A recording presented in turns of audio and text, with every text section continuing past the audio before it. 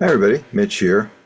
Thanks for listening today. Today I'm going to talk about a big scam problem in that crypto ATM. So, first of all, for those of you who don't know what a crypto ATM is, which may be a large chunk of people, basically it's an automatic teller machine just like any other automatic teller machine, except that instead of putting in your debit card and getting money out of your account or depositing money into your account, you put money into the ATM, and then it will give you a way to convert that to cryptocurrency. So what we're seeing is that fraudsters are using these crypto ATMs as a great way to launder money. They typically target vulnerable old people with not a great knowledge of technology and certainly no knowledge of crypto. And they use that to go off and scam them. So if we just look at the numbers here real quickly, this is for Canada because where this particular article is talking about. And you can see back in 2020, we're talking about $3 million in crypto scams. And in 2024, last full year they had data, it was $14 million.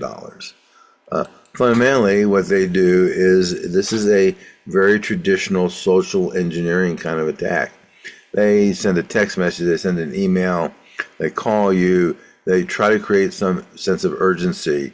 You know, a family member or a relative got arrested, needs money, whatever the scam is, your bank account has been compromised, and the only safe way to protect your money is to give it to me. They don't actually say it that way, but basically that's what they say. So here's an example of a lady. I think there's a picture of her in here, maybe not. But she lost, $2,000.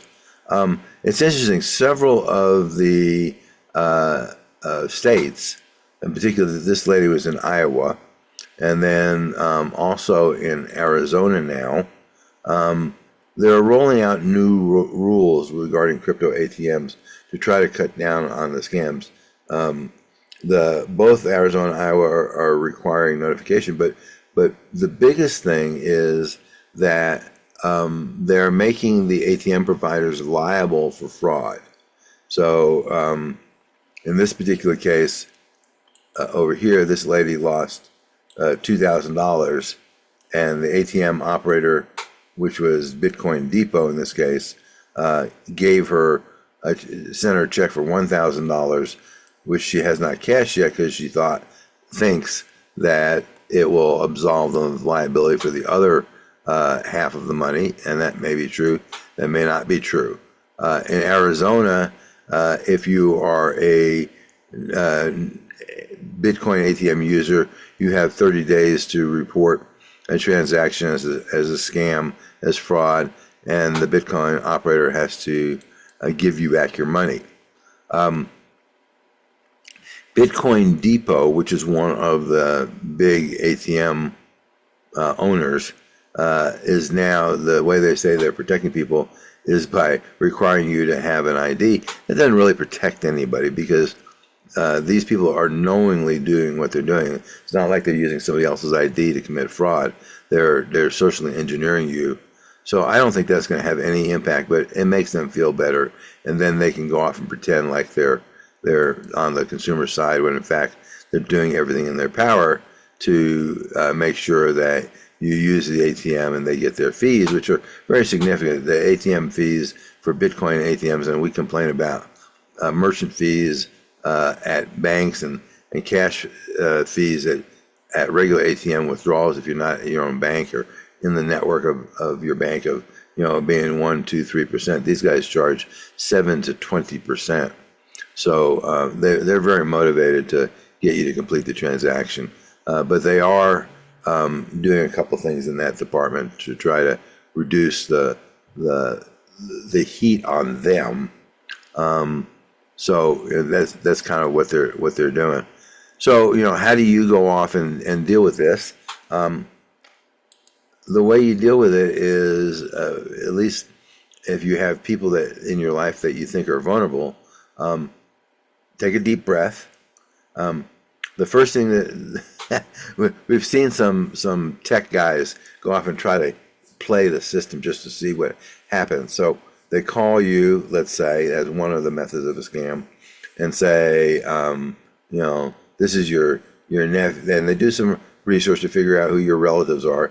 This is your nephew, little Joey, and I'm in jail, and I don't have my phone, and I need you to send me some money, and the way to do that is to go to a Bitcoin ATM and send me money that way. And so, they hang up, they call back, they call back, meaning the scammer calls back. And because these guys are onto the game, the guys that are sort of testing how these guys work, their goal is to create a lot of fear, uncertainty, concern, urgency. And if you can just dial that back just a little bit and go off and say, I'm going to take a deep breath. I'm going to hang up on you. You can call me back in 10 minutes. And then get that person to call you or some other knowledgeable person, so you can figure out whether it's really a scam or not, which like 99% or 99.99% is going to be a scam. That's number one, really. And if this is for yourself and you get one of these things, then definitely hang up on the caller and figure out for yourself what's going on. If this is little. I got one the other day that sounded like my son.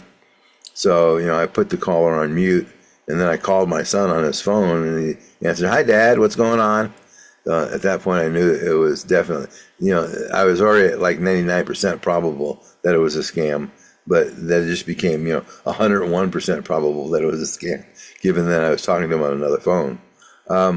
So, it works. People are losing millions and millions of dollars to these scams, and what there is to do is to take a deep breath, think about it. Is this reasonable? Is this realistic? Another one of these scams is somebody pretends they're the police, they're the sheriff, they're the motor vehicle department, and you got to send Bitcoin to them immediately, or they're going to lock you up, arrest you, send the cops out, confiscate your car, whatever they're going to do.